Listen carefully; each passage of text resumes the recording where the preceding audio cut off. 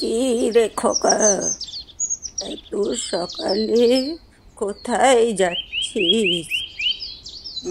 মা, আমাকে একটু শহরে যেতে হবে। ওখানে কিছু কাজ আছে, তাই তো সকাল সকাল বেরিয়ে পড়লাম।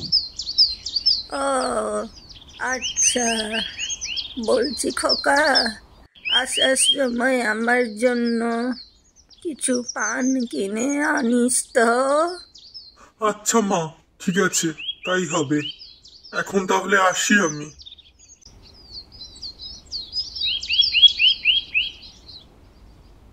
ছেলে দুটোর বিয়ে দিয়ে বাড়িতে যেন আমি মহারানী এনেছি। সকাল 10টা বাজে, এখনো কারো ঘুম ভাঙছে না। মনে হচ্ছে কত বেলা হয়ে গেছে। ও, বেলা হয়েছে বুঝি? তুমি তো বাবু আর একটু দেরিতেই উঠতে পারতে। আসলে মা, কাল সারা রাত একটু ঘুমোতে পারিনি। এদিকে এত গরম, আর সেদিকে কি মশা। ও তাই নাকি? তো উঠে এলে কেন বাপু? যাও আর একটু ঘুমিয়ে নাও। আমার খোকা তো কাজে বেরিয়েই গেছে, তুমি আর কি করবে? যাও ঘুমিয়ে পড়ো। হ্যাঁ মা, ঠিক বলেছেন। কথাটা বা আপনি মন্দ বলেননি। আমি তাহলে যাই, একটু ঘুমিয়েই পড়ি। আর একটা কথা মা, আপনি তাহলে এই দুপুরের খাবারটা আপনার বড় বৌমার কাছে গিয়েই করে নিন, কেমন? দেখো কাণ্ড, কথার কথা কি বলতে না বলতেই অমনি চলে গেল ঘুমোতে। কপাল করেছিলাম বলে এমন রাজ্যরানীর মতো বৌমা পেয়েছি। ইনি তো আদেশ করেই চলে গেলেন। যাই দেখি এবার ওদিকে কি হচ্ছে।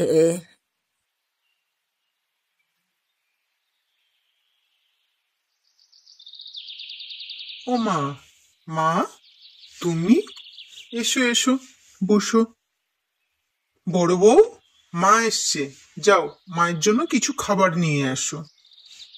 থাম থাম বড় খোকা, তুই খা, আমার লাগবে না। আহ সে কি কথা মা, আমি খাবো, তুমি বসে থাকবে? কম বেলা হয়েছে, তুমি বলো তো যে সকাল থেকে তুমি কি খেয়েছো? না খোকা, এখনো কিছু খাওয়া হয়নি। ভাবলাম আগে তোর সঙ্গে একটু দেখা করে নি, তারপরে না হলে।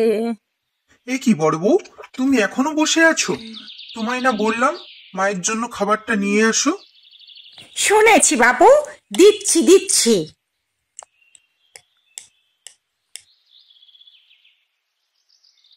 তা মা, আজ তোমার ছোট বৌমা কি রান্না করলো শুনি?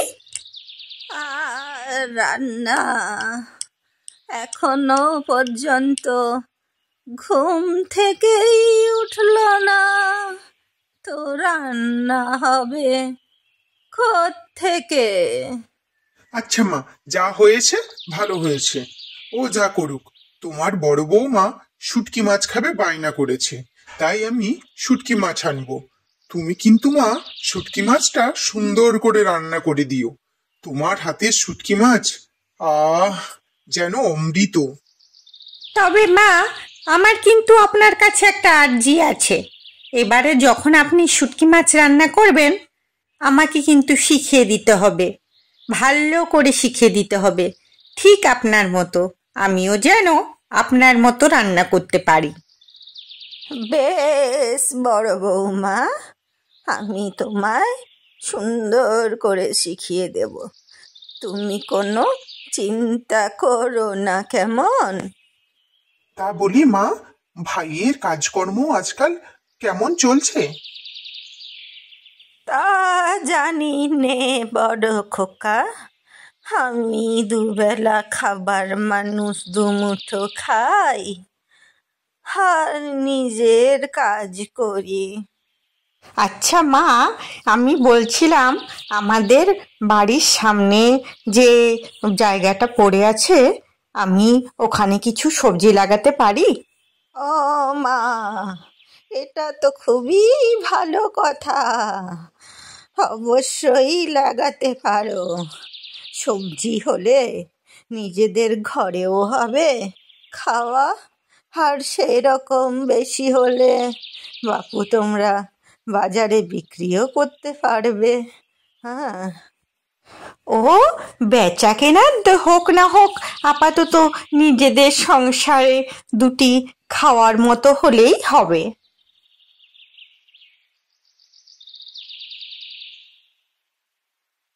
এ কি মা, এত দেরি করে এলেন কেন? আমি সেই কখন থেকে আপনার ভাত বেড়ে বসে আছি। না ছোট বৌমা, মানে ও বাড়িতে বড় খোকা আর বড় বৌমা কিছুতেই না খাইয়ে তো ছাড়লো না, তাই ওই বাড়ি থেকে আমি খেয়েই চলে এসেছি। তোমার খাওয়া দাওয়া হয়েছে তো? ও মা, এ আবার কি কথা? খাওয়া দাওয়া হবে না মানে? বাবা, আমি কি না খেয়ে এতক্ষণ বসে থাকবো? আমি রান্না বান্না করে খেয়ে নিয়েছি। তা বেশ বেশ, ছোট খোকা কি এসেছে? না মা, আপনার ছোট ছেলে এখনো পর্যন্ত আসেনি। মনে হচ্ছে আজ আসতে হয়তো দেরি হতে পারে। ছোট খোকা কি বেরোনোর সময় তোমায় কিছু বলে গেছে? কখন ফিরবে না ফিরবে? না, কাজে যাওয়ার সময় আমায় কিছু বলে যায়নি। তবে আগের দিন রাতে বলতে শুনেছিলাম ওর আজকে নাকি খুব কাজের চাপ আছে, তো সেই জন্যই বলেছিলাম। কি জানি বাপু, ছেলেটা আমার কোথায় কি করছে এখন, কিছু খেলো কি না? এত চিন্তা করেন না তো। আপনার ছোট ছেলের যদি খিদে পায়, ও কোথাও না কোথাও হোটেলে খেয়ে নেবে। এই নিয়ে এত চিন্তা করার কিছুই হয়নি। তুমি থামো বাপু, থামো। তুমি তো শুধু খরচের কথাই বলতে জানো, আর ওদিকে বড় বৌমাকে দেখো, সংসারে উন্নতির জন্য কোথা থেকে একটু সংসারে পয়সা দুটো আনা যায়, সংসারের খরচা কমানো যায়, তার জন্য দিন রাত ভেবে চলছে। আপনার এসব কথা আপনি বাদ দিন তো। পয়সা জমিয়েই বা কি হবে? ওই তো আপনার বড় বৌমার ছিড়ি, কেমন থাকে সেটা তো আপনি দেখতেই পারেন। কালে কালে আর কত দেখবো। মর্দা কাজ করে, তাহলে ওর এত চাষ করার কি দরকার আছে? যত সব। অন্যের দেখে না উপহাস্য করে তোমার সামনে যেইটুকু জায়গা আছে তুমিও তো চাষ করতে পারো, তাতে তো সংসারেরও উন্নতি হবে। আপনিও যে কি বলেন না মা, আমার খেয়ে কাজ নেই, আমি এখন সবজি লাগাতে বসবো। আসল কথাটা বলো না বাপু, যে তোমার দ্বারা সবজি চাষ হবে না। কি বললেন আপনি? আমার দ্বারা সবজি চাষ হবে না? আমি সবজি চাষ করতে পারবো না? ঠিক আছে, বড়দির মতো আমিও দেখিয়ে দেব কার সবজি ভালো হয়।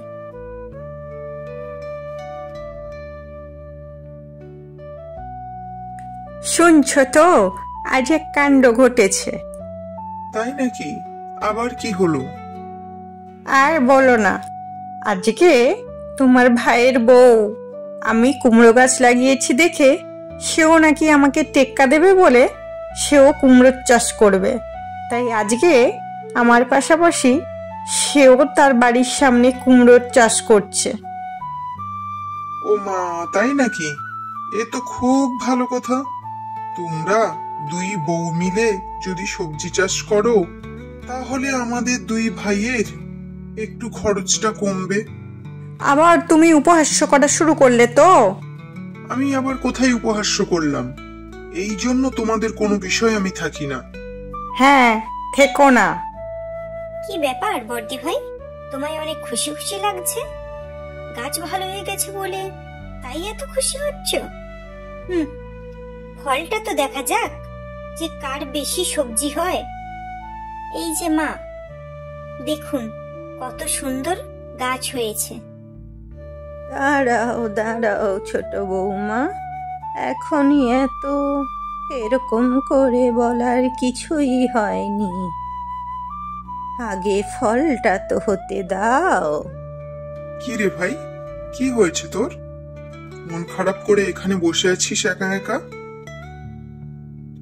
তোমাকে কি আর বলবো দাদা, ব্যবসাটা কয়েক মাস হলো ঠিকঠাক হচ্ছে না। এখন অবস্থা খুবই খারাপ। কি করে যে সংসার চালাবো, আর ভালো লাগছে না। কি রে ছোট বউ, কি করছিস? কুমড়ো তুলতে এলি বুঝি? আর কি করব দিদি, ঘরে কিছুই নেই। তুমি তো তোমার ভাইয়ের সব কথাই শুনেছ, তাই রান্নার জন্য। তুই দাঁড়া ছোট, আমি তোদের সবার জন্যই রান্না করেছি, তোকে আর রান্না করতে এখন হবে না, কেমন? তুই বরং কুমড়ো সব তুলে ফেল যেগুলো পেকে গেছে, আর ভাইকে বল এগুলো বাজারে দিয়ে আসবে, কেমন? এত ভেঙে পড়ছিস কি কারণে? তোর বাড়ি ভর্তি কুমড়ো হয়েছে, এখন ভাইকে বল প্রত্যেক দিন বাজারে কুমড়ো বিক্রি করতে। কি হলো, কাঁদছিস কেন আবার? নাই বা তুই আমার সঙ্গে কথা বললি, নাই বা তুই আমায় বড় দিদির মতো ভাবলি, কিন্তু আমি তো তোকে সবসময় আমার ছোট বোনের মতোই দেখে এসছি। তুমি আমায় ক্ষমা করে দিও দিদি, আমি এতদিন তোমাদের বুঝতে পারিনি, চিনতে পারিনি। আমি তোমাদের অনেক আঘাত দিয়েছি, অনেক কষ্ট দিয়েছি, পারলে তোমরা আমায় ক্ষমা করে দিও। আমি এতদিন ধরে শুধুমাত্র এই দিনটারই অপেক্ষায় ছিলাম যে কবে তোমরা দুজনে মিলে মিশে এক হয়ে যাবে। ও আজ আমার মনস্কামনা পূর্ণ হলো, আর আমার কোনো দুঃখ নেই, কষ্ট নেই। তাহলে কি বলিস ভাই, চল আমরা এবার থেকে কুমড়ো চাষে মন দিই, আমাদের বৌদির ব্যবসাটাই আমরা ধরি, আর বাজারে তো যেতে হবে, চল শীঘ্রই চল। তবে একটা শর্তে দাদা, এবার থেকে আমরা সবাই একসঙ্গে থাকবো, মিলেমিশে থাকবো, আর কখনো আলাদা হব না।